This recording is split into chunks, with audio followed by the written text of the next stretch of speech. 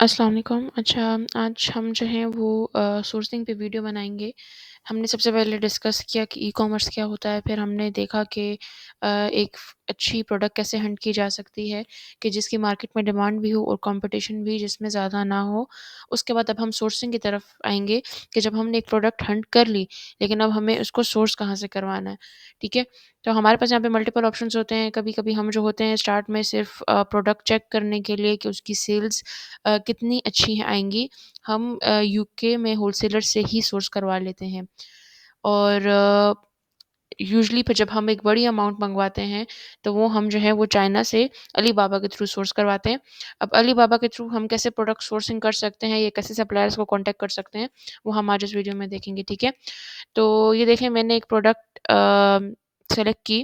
For instance मैं कहती हूँ कि ये जो कैचर्स हैं, मैं इसको सोर्स करवाना चाहती हूँ और मैं इसको अमेज़न पे सेल करना चाहती हूँ। तो क्या करेंगे कि हम एक लिस्टिंग खोल लेते हैं, ठीक है? वो मतलब जो भी आपका कॉम्पिटिटर होगा जिसको आपने चूज़ किया हुआ है कि मुझे इस तरह की प्रोडक्ट चाहिए। मैं कहती हूँ कि जी मेरी प्रोडक्ट भी जो होगी इस तरह होगा और इसी तरह मैं पैक ऑफ 6 बेचूँगी, मल्टी कलर्ड होगी। ठीक है, कलर यहाँ पे मल्टी कलर है, मटेरियल क्या है हमारे पास प्लास्टिक है, उसका वेट बता दिया गया है कि कितना वेट है, नंबर ऑफ पीसेस 6 हैं, ठीक है। तो अब हम जो है अपने सप्लायर को ढूँढेंगे, सप्लायर को ढूँढने के लिए हम alibaba.com पे आएँगे।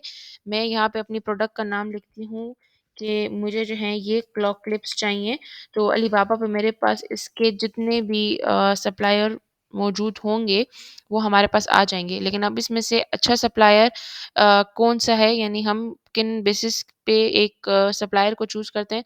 सबसे पहले हम क्या करेंगे कि हम यहाँ पे देखते हैं, हमारे पास यहाँ पे साइड पे सप्लायर टाइप्स पे आ रहा है ट्रेड एश्योरेंस और verified supplier. Trade assurance basically क्या चीज़ है कि हम जो हैं जब भी सप्लायर को पेमेंट वग़ैरह करते हैं, तो हम इस चीज़ से बचने के लिए कि कहीं हमें इसमें धोखा ना हो जाए या नुकसान ना हो जाए, हम ट्रेड एश्योरेंस को चूज़ करते हैं। ट्रेड एश्योरेंस में ये है कि फॉर इंस्टेंस जो सप्लायर ट्रेड एश्योर्ड होगा, जब मैं उसको पेमेंट करूँगी तो ये होगा कि वो पेमेंट जो होगी अलीबाबा अपने पास रखेगा, ठीक है? जब हम अपनी हमारी इन्वेंटरी तैयार हो जाती है और हम उस पे सारी चेक करवा लेते हैं, ठीक है? क्वालिटी चेक कर लेते हैं। जब हम अलीबाबा को कहते हैं कि हाँ, मैंने जो ऑर्डर दिया था वो तैयार हुआ, वो अच्छा तैयार हुआ, उसमें कोई मसला नहीं, आप पेमेंट रिलीज़ कर दें। उस सूरत में जो है अलीबाबा फिर सप्लायर को पेमेंट करता है। तो इसमें वो वाला चक्कर नहीं है कि हम पहले से पेमेंट दे दें और जी बाद में सप्लायर ने हमें माल दिया या हमें जो भी इन्वेंटरी हमारी थी वो हमें ख़राब मिली। ठीक है? तो अगर हम ये ट्रेड एश्योरेंस चूज़ कर लेंगे, तो अब मेरे पास इधर जितने भी सप्लायर्स शो होंगे वो ऐसे शो होंगे जो अलीबाबा के साथ जिनकी ट्रेड एश्योरेंस होगी। और दूसरा मैं यहाँ पे वेरिफाइड सप्लायर करती हूँ। वेरिफाइड सप्लायर वो जिनको अलीबाबा ने वेरीफ़ाई किया होता है कि हाँ, मतलब इनकी जो भी इन्फॉर्मेशन होती है वो हमारे पास ठीक आती है। रिस्पॉन्स टाइम है यहाँ पे, लेकिन हम इसको नहीं करेंगे। फिर प्रोडक्ट में हमारे पास आती है ready to ship. Ready to ship ये हम जब भी प्राइवेट लेबल करते हैं तो उसमें हमारी कस्टमाइज़ेशन होती है, तो हम ये रेडी टू शिप इसको नहीं करेंगे, ठीक है? मिनिमम ऑर्डर एमओक्यू अगर आप इधर लिखना चाहें तो आप मेंशन कर सकते हो कि मुझे ऐसे सप्लायर्स दें जो एटलीस्ट 50 यूनिट जिनका एमओक्यू हो। और प्राइस भी आप कर सकते हो कि मेरी मिनिमम इतनी रेंज है और मैक्सिमम इतनी रेंज है, लेकिन हम अभी इसमें नहीं करेंगे। सप्लायर की कंट्री या रीजन कौन-सी हो, हम यहाँ पे चाइना सेलेक्ट कर लेते हैं कि आप मुझे सिर्फ़ चाइना के ही सप्लायर्स बताएँ, ऐसे सप्लायर्स जो कि ट्रेड एश्योर्ड भी हों और ऐसे सप्लायर्स जो कि वेरिफाइड भी हों। अब देखिए हमारे पास यहाँ पे मल्टीपल सप्लायर्स आ गए हैं।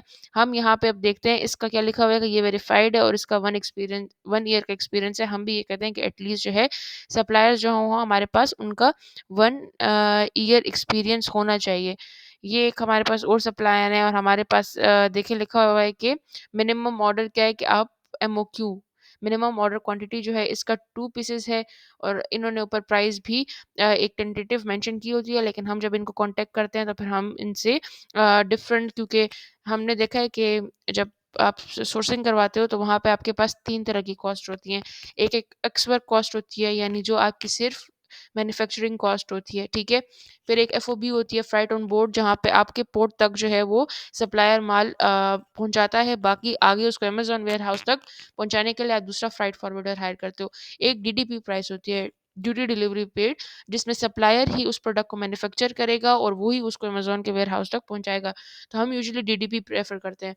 अब जब हम सप्लायर से कॉन्टैक्ट करते हैं तो हम सप्लायर को कहते हैं कि आप हमें ये एक्स वर्क यानी प्रोडक्ट मैन्युफैक्चरिंग कॉस्ट, और अगर हम आपसे इस पे लेबलिंग वगैरह सब कुछ करवा रहे हैं, पैकेजिंग या अगर बंडलिंग है, सब कुछ करवाते हैं, तो वो उसके समेत उसको अमेज़न के वेयरहाउस तक जब आप पहुँचाते हो, तो हमें उसकी डीडीपी कॉस्ट भी बताएँ कि ये सारा प्रोसेस हम आपके ज़िम्मे कर रहे हैं, तो हमें डीडीपी कॉस्ट पर यूनिट कितनी आएगी। अब देखें यहाँ पे हम देखते हैं कि ये वेरिफाइड भी है और इसके ये रेटिंग भी जो है अ, अच्छी है, मतलब 3 है, तो हम इसको ओपन कर लेते हैं और हम आगे इस सप्लायर के जो हैं अब रिव्यूज़ चेक कर लेंगे कि ये जो सप्लायर है, ये खुद मैन्युफैक्चरर है या इसके रिव्यूज़ देखें, इधर हमें आ रहा है कि इसका चाइना से ये है, ये खुद मैन्युफैक्चरिंग कंपनी है, 1 ईयर का एक्सपीरियंस है इसका। बाकी यहाँ पे हमें डिलीवरी, उनका ऑन टाइम डिलीवरी रेट बताया गया है कि जितनी उनके प्रीवियस एक्सपीरियंसेस या डील्स रही हैं, उसमें उनका 100% जो है वो डिलीवरी रेट रहा है, रिस्पॉन्स टाइम उनका हमारे पास क्या आ रहा है, ठीक है? और यहाँ पे फिर हमें जो है टोटल स्टाफ, एनुअल सेल्स कितनी ये जो है वो करते हैं, वो सारी चीज़ें हमें यहाँ पे बताई गई हैं। सही? और इसके अलावा जो है हम कंपनी प्रोफ़ाइल पे जाके यहाँ पे रिव्यूज़ की ऑप्शन आती है, हम उस पे रिव्यूज़ भी चेक कर लेते हैं कि इनकी कितनी ट्रांज़ैक्शंस हुई हैं और कितने रिव्यूज़ जो हैं इन सप्लायर को अब तक मिल चुके हैं। ठीक है?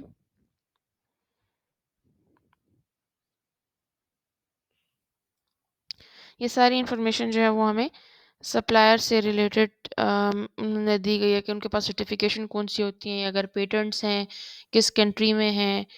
अच्छा, अब हम जो है मैं इस तरह करूँगी कि मैं कहती हूँ, ये देखिए इन्होंने प्रोडक्ट इमेजेस यहाँ पे डाली हुई हैं, वीडियोज़ डाली हुई हैं प्रोडक्ट की। मुझे जो है मँगवाने हैं अभी 500 यूनिट्स। यहाँ पे उन्होंने लिखा हुआ है कि 2 टू 59 पीसेज़ अगर मँगवाएँ तो ये कॉस्ट है। 60 टू 200 पीसेस तक हो तो फिर उसकी ये कॉस्ट होगी। तो मैं क्या करूँगी, यहाँ पे मुझे कॉन्टैक्ट सप्लायर की ऑप्शन आती है। मैं इधर इस सप्लायर को कॉन्टैक्ट करती हूँ, ठीक है? और उसको मैं अपनी रिक्वायरमेंट्स बताती हूँ। हम इधर उनको एक मैसेज करते हैं कि हाय,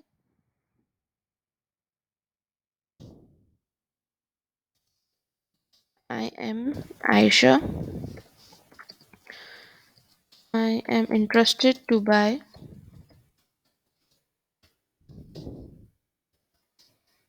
अ प्रोडक्ट। आगे आप प्रोडक्ट नेम मेंशन कर लेते हो, ठीक है? अ, मैं यहाँ पे लिख लेती हूँ मेरी प्रोडक्ट जो है कि मुझे क्लॉ क्लिप्स चाहिए, claw clips. The product dimensions हम उसको बता देते हैं कि प्रोडक्ट डायमेंशंस जो हैं वो हमारी क्या है, प्रोडक्ट डायमेंशंस आर, इसी तरह हम फिर आगे उसका क्या मेंशन करेंगे, वेट।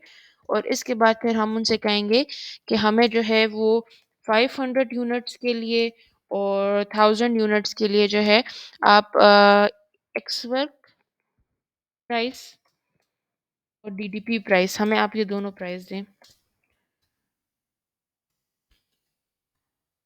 डीडीपी प्राइस हो गई और आगे हम नीचे लिख देते हैं कि look forward to hearing from you.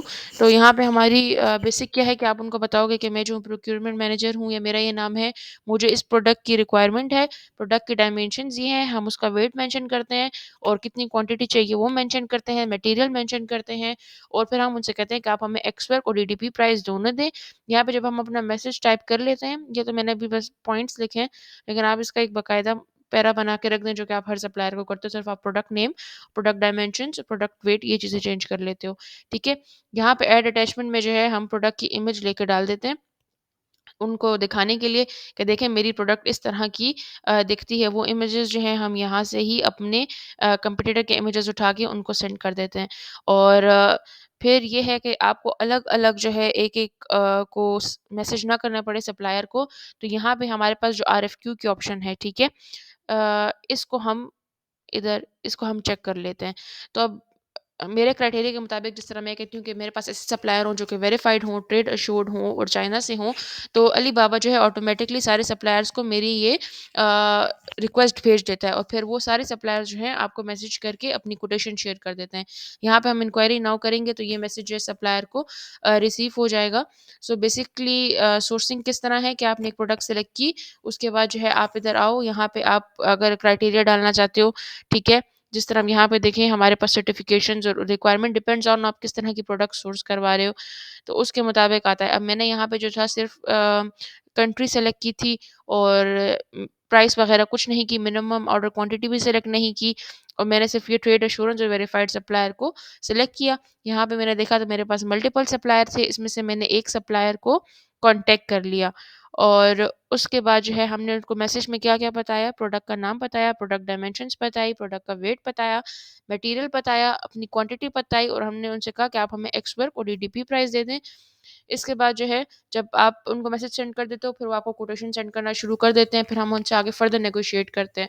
For instance अगर वो मुझे कह रहे हैं कि हम ये आपको प्रोडक्ट 1.5 यूनिट्स में देंगे, 1.5 डॉलर पर यूनिट देंगे, तो हम उनके साथ नेगोशिएट करते हैं कि नहीं इसको मज़ीद कम करें, उसके फिर अपने तरीके होते हैं। लेकिन बेसिक सोर्सिंग क्या है और उसका क्राइटेरिया क्या है अलीबाबा के थ्रू, वो हमने आज इस वीडियो पे डिस्कस कर लिया।